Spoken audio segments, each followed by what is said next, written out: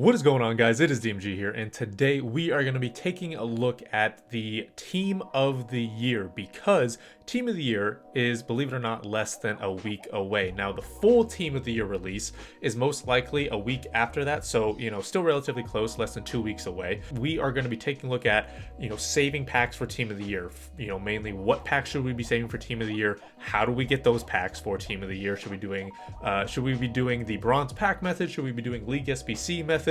What league should we be doing? What pack should we be opening and saving, and everything like that. So we are going to be taking a look at kind of what to do, what leagues to really aim for, how many packs you should be saving, which ones you should be opening, all of that stuff. So then hopefully you guys can actually have, at least 5,000 packs for Team of the Year. So then you actually have like a 2% chance of packing a Team of the Year, because that's how many you're going to need to actually have a shot. You think I'm joking about the 5,000 packs? I had like 15 million coins worth of packs saved, and I did not pack a Team of the Year. So like that's not an exaggeration. So first things first, when it comes to saving for packs for Team of the Year, obviously you're still going to be wanting to play the weekend league, and you're still going to be wanting playing division rivals. Now, obviously, when it comes to foot champs, you don't have to win all 20 games or 19 games to get the rank 1 to actually get good packs. You can usually stop at, I think, 8 or 9 wins now and get some good packs back. That's still a good thing to do, so you try to continue to do that as well. However, one thing that I do recommend that I haven't in the past when it comes to League SBC method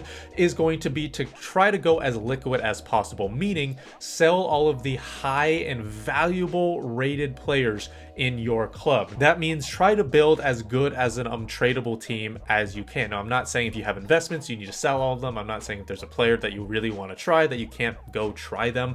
But someone like Delaney, for example, this guy's fairly cheap. I bought him for less than 20k. I'm not going to sell him. He's pivotal in my team. I'm just going to keep him. But let's say Eto, for example, was someone that was tradable. I would go and sell him because he is worth a bunch of coins. And again, I want to go as liquid as possible, so then I can do the bronze pack method, the League SBC method, so I can try to save as many packs as possible, because that is where the bulk of your packs are going to be coming from. So again, try to go as liquid as possible and try to keep as good of an untradeable team as you can.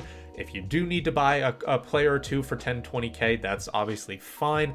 But again, for the most part, really try to be as liquid as possible. So after that, then we're going to go into the bronze pack method and the League SBC method, which for those things, we haven't really changed a whole lot. So for the bronze pack method, if you don't know, what you'd want to do is I'm going to give a small kind of briefing over it. If you want to go more in depth, you absolutely can. There's a bunch of stuff on YouTube, as well as stuff that I have done as well. But the small gist of it is you obviously just open the bronze packs, which is again why I recommend going as liquid as possible, so then you can open these bronze packs and also do some of the League SBCs when you are going to be eventually buying those players. Now, when it comes to opening bronze packs, you're going to want to keep most of them. Now, if they're from a bigger league like the Premier League or the Bundesliga, you can probably sell them. Personally, for the La Liga specifically, I would keep them because I think that's a really good league to grind, which we'll go over which leagues to grind, which ones will be good. But for the most part, you keep them. If they are a big league, then you sell them. Once you open a good amount of those bronze packs, then you just want to go and head over to the League SBC method. And again, this hasn't really changed from the League SBC bronze pack method that we've made videos on in the past. This is still all relatively the same. And for this tip right here, it is also the same. And that is to specifically target the ones that are going to be cheaper. Obviously, you're going to want good packs, but you also want to make sure that you're doing it for a good cheap price as well. One way to check the prices of the League SBCs is going on to Footbin here. You want to go to the SBC section, go to active challenges, then you want to click on leagues here, and then you want to go over to this filter section and go order by ascending price. This one is just going to make sure that you have the cheapest ones up front and then the most expensive ones down below. Now, keep in mind that while the general idea of this is accurate, right? Obviously, the Chinese league is going to be less expensive than the Premier League. The prices are not always 100% accurate, because, for example, if you go to La Liga here, we'll check the price of, the last two SBCs. You have one that's 9k, you have the other one that's a little over 9k, nearly 10k, whereas you just need gold players for this, and you can go buy the Liga Golds for 500, 600 coins at the moment. That means you're doing these SBCs for 1,000 to 2,000 coins cheaper, and that also goes for the two other segments in this League SBC as well, meaning the entire SBC is actually around 8k less than what it says on Footbin. Now keep in mind, that's just the price from scratch as well. You are also going to be getting players from opening certain packs, which we'll go over which packs to save. You're also going to be bidding on players to make it cheaper as well. So that, 6, 7, 8k that's just inherently cheaper than what it should be is going to maybe turn into 9, 10, 11, 12k cheaper as well. So now we want to talk about which league SBCs that you really, really want to target, because obviously you really want good packs. You obviously want to do it for cheap.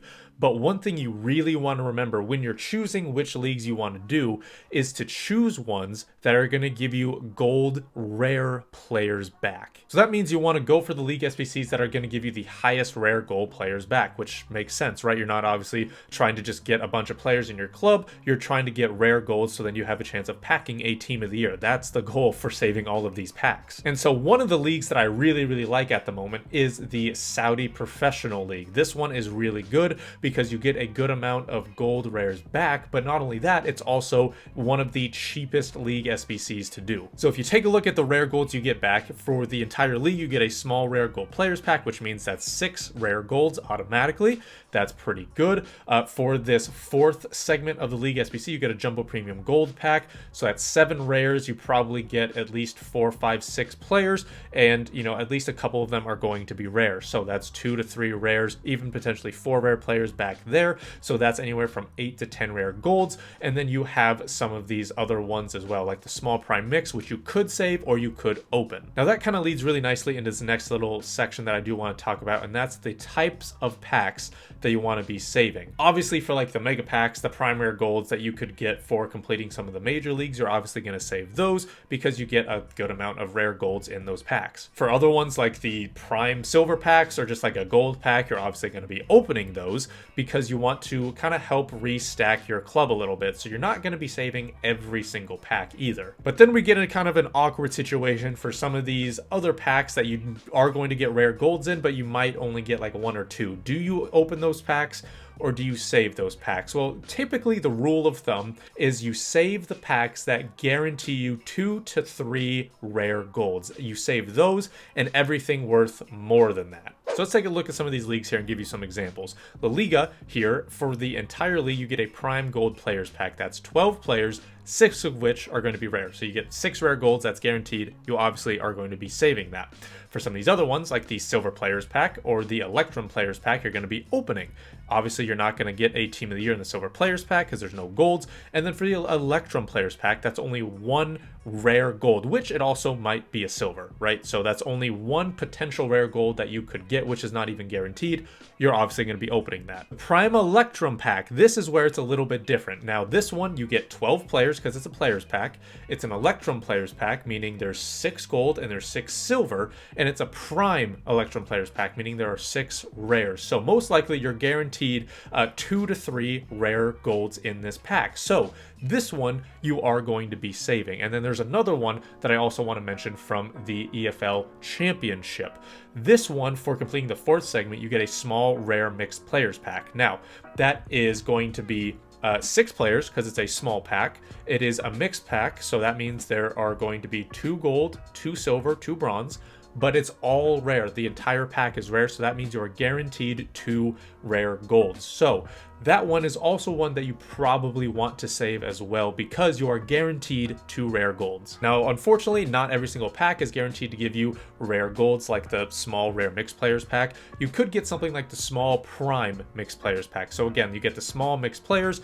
That means there's 6 players, 2 of which are gold, 2 of which are silver, 2 of which are bronze. But it is a prime mixed players pack, meaning only 3 of them are rare. It could be that you get 2 rare golds, which is good. It could be though that you only get 1 or potentially even 0 rare golds. So this one, because it's not guaranteed, that's one that you probably are going to be opening while you're doing this entire grind. So real quick, let's go over the main tips that I want you guys to remember. And I'll just kind of lean over here and I'll have my beautiful little canvas to show you guys my great tips in the Arial font. Tip number 1 is to go as liquid as possible. You'll want to go as liquid as possible so then you can open all of those bronze packs and do the league SBCs where you're buying some of those players. Tip number 2 is going to be to do the bronze pack and league SBC method, meaning you open the bronze packs, you sell what you need to sell, you keep what you need to keep, which is kind of what we went over already, and then you also target some of the cheaper league SBCs to do. So those things are things that we've actually already done